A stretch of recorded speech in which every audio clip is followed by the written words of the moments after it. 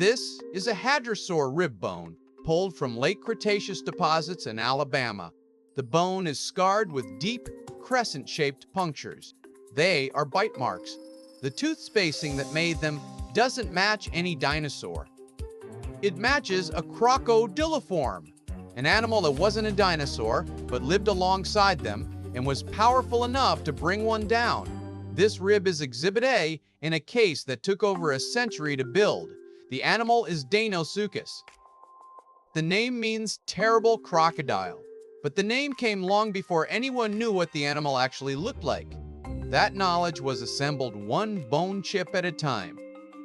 From a single tooth to a fragmented skull, to bite-marked dinosaur fossils, to a full reconstruction that is still being redrawn. This is the story of how scientists dragged a monster out of the Cretaceous swamps and into a museum, piece by broken piece, and the case is not closed. The first piece of evidence was a tooth. The year was 1909. Deinosuchus hatcheri was first named by W.J. Holland in 1909 from teeth. The tooth was thick, blunt, and larger than any modern crocodilians, but it was just a tooth. From it, nothing could be certain. The size, the shape, the species, all blanks. The tooth sat in a drawer for 45 years. The next clues surfaced in 1954. That year, Edwin Colbert and Roland Bird assembled a partial skull from Big Bend, Texas. They had fragments of the upper jaw, the back of the skull, and a few other pieces. From these, they built the first reconstruction. They published an image of a crocodile estimated at 15 meters long, nearly 50 feet. That was far larger than any known crocodyliform. The picture shocked the paleontology community, but it was a picture built from guesswork. The skull was fragmentary. The team modeled the animal's proportions on a modern crocodile. They assumed a long, narrow snout. They were wrong. Deinosuchus did not look like a modern crocodile. Its snout was shorter, broader, and more heavily built. The mistake inflated the length estimate for decades. As more material came to light, the picture changed. In the 1970s and 80s, a researcher named David Schwimmer began excavating new specimens along the coastal plain of the eastern United States. He found more complete skulls, limb bones, and vertebrae. The fossils told a different story. The animal was still massive, make no mistake, but it measured closer to 8 to 10 meters long, not 15. That put its body mass in the range of 5 to 8 tons. The monster had shrunk, but it had also become more terrifying. It was proportioned like an alligator, not a crocodile. Its jaws were built for crushing, not for snatching fish. And that raised an obvious question. What did it crush? The answer was waiting in the same rock layers as the skull fragments. It was bitten bone.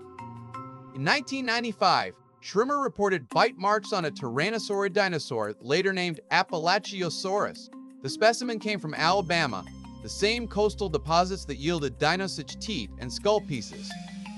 The punctures matched the size and spacing of Deinosuchus dentition. They were too wide for any other local predator. More marks were found on hadrosaurs, duck-billed dinosaurs that walked on 2 and 4 legs. Some of those marks showed healing. That means the dinosaurs survived the attack. The bites were not scavenging after death. They were delivered to living animals. And they appeared on fleshy regions, lower legs, the underside of the rib cage. These were not random nips. They were targeted, killing-style bites. Deinosuchus was not just an opportunistic scavenger. It hunted large prey. Prey that could be as heavy as itself. The evidence was direct, physical, and violent. And the hadrosaur rib from Alabama, the one with the crescent-shaped grooves, it became one of the most important witnesses in the case.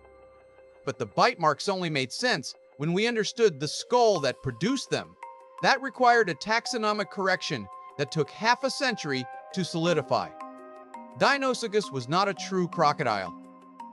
It belongs to the alligator-like branch of the crocodyliform family tree. That means it is more closely related to modern alligators than to saltwater or Nile crocodiles. The distinction matters. Alligators have broader, blunter snouts. Their jaws generate higher crushing forces. Their teeth are better suited to holding and breaking large prey than to slicing fish. Deinosuchus had a skull that was heavily pitted, with nostrils positioned on the top of the snout. That allowed it to breathe while the rest of its body stayed submerged, with only the eyes and nose breaking the surface. The classic crocodile ambush pose. But the broad snout meant that when it struck, it wasn't clamping onto a small target.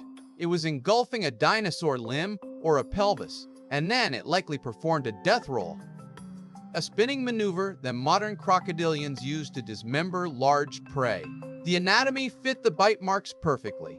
This was a predator custom built to attack animals at the water's edge. But what kind of water? The classic image places Deinosuchus in a freshwater swamp. The fossils tell a more interesting story. The bones are consistently found in coastal deposits, estuarine, brackish, and shallow marine layers. They turn up in the rocks that mark the edges of the western interior seaway, a vast inland sea that split North America in two during the Late Cretaceous. The fossil sites stretch from modern-day Montana down to Texas and eastward to the Atlantic coast. Deinosuchus lived along this seaway shorelines where rivers met the ocean. Unlike modern alligators, which struggle in high salinity, Deinosuchus may have been tolerant of saltier waters. It haunted tidal channels, lagoons, and mangrove swamps. This expanded its range and brought it into contact with a wider array of prey. Dinosaurs came to these coastlines to drink, to browse, to travel. They found ambush predators waiting in the shallows. That changes the picture from a swamp monster to a coastal apex predator that moved between fresh and salt water, patrolling the inlets where dinosaur traffic was highest. But which predator? For over a century, all Deinosuchus material was lumped into one species, Deinosuchus rugosus.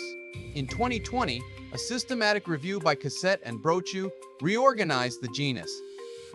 They split it into three distinct species, based on cranial anatomy and geographic distribution. Deinosuchus rugosus, the eastern form, is known from Appalachia, the eastern landmass of North America at the time. Deinosuchus riograndensis occupies Texas and the central seaway margin. Deinosuchus schwimmeri, named after David Schwimmer, fills the gap in between. Each species has a slightly different snout profile and lived in a separate stretch of coastline.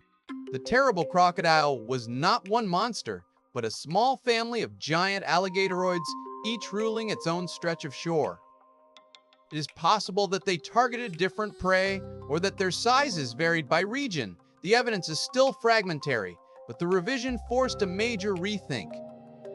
Suddenly, the simple story of a single super predator became a complex of related species that dominated the seaway for millions of years. One question the revision did not answer: how strong was that bite? Biomechanical models have attempted to reconstruct the force. Modern saltwater crocodiles deliver a bite force of roughly 16,000 newtons.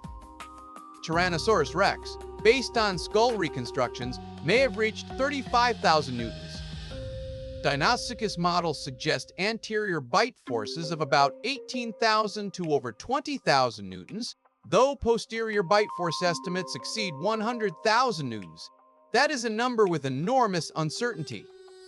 It comes from simulations that extrapolate from living crocodilians, adjusting for skull width, muscle attachment area, and jaw leverage. The actual force could be much lower or, theoretically, even higher. What matters is that the skull anatomy, the broad snout, the massive jaw muscles, the blunt teeth, is consistent with a bone-crushing bite. The hadrosaur rib from Alabama bears the consequences. The tooth punctures are deep, often associated with crushing fractures around the edges. That is not the work of a delicate grip. It is a bite that punched through skin, muscle, and bone in one motion. The models do not give us certainty, but the bone damage does. That damage fits a specific hunting strategy. Modern crocodilians are ambush specialists. They wait submerged, often for hours near the water's edge. When prey approaches, they lunge explosively, gripping whatever body part is closest. Deinosuchus had the same toolkit: the elevated nostrils, the upward-facing eyes, the body capable of near-complete submersion. The bite marks on hadrosaur lower leg bones suggest attacks from below as the dinosaur waded or drank. The marks on ribs indicate a strike to the torso, perhaps when the animal was trying to escape but was dragged back. Healed bite marks on several fossils prove that some attacks failed. The victim pulled free and survived, carrying the scars for the rest of its life, but many attacks probably succeeded. A 10-meter alligator-oid with a bone-crushing bite, rolling its prey underwater, would have been nearly impossible to escape once the jaws locked on. This was the dominant predator in the coastal shallows. It did not need to chase prey on land. It controlled the boundary between land and water, and any dinosaur that crossed that boundary risked an ambush. Now we can return to the rib from the beginning. With all the evidence in place, it means something different. That rib came from a hadrosaur that lived in eastern North America, in the region that the 2020 revision assigns to Deinosuchus rugosus. The crescent marks aligned perfectly with the blunt, widely spaced teeth of that species. The attack likely came from below and to the side, as the dinosaur bent to drink or crossed a tidal channel. The bone shows no sign of healing. That suggests the dinosaur did not survive.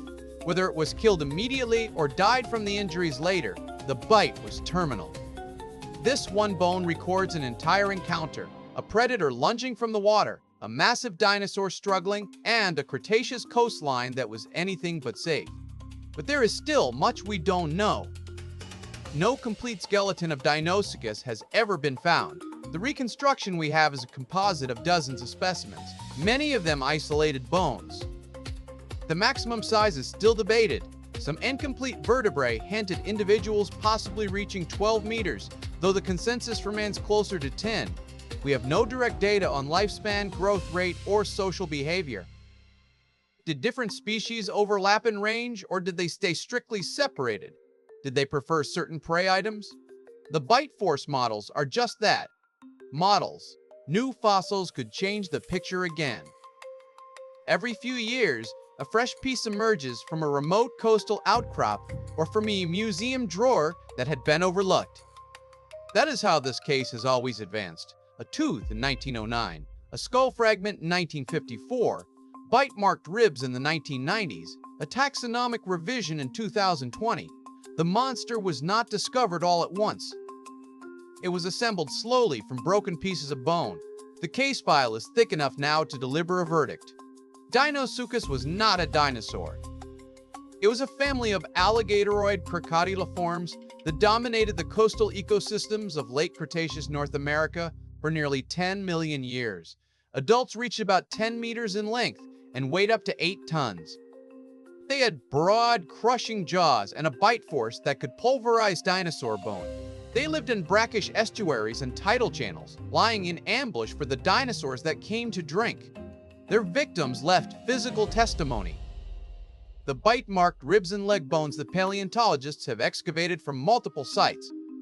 Those marks match the teeth of Deinosuchus in spacing, shape, and depth. The attacks were not occasional. They were routine enough to appear in the fossil record repeatedly and across different species. Deinosuchus was a top predator, and the dinosaurs knew it. The evidence is not perfect. It never is in paleontology. But it is the best explanation the physical record supports, and future finds will likely add more chapters.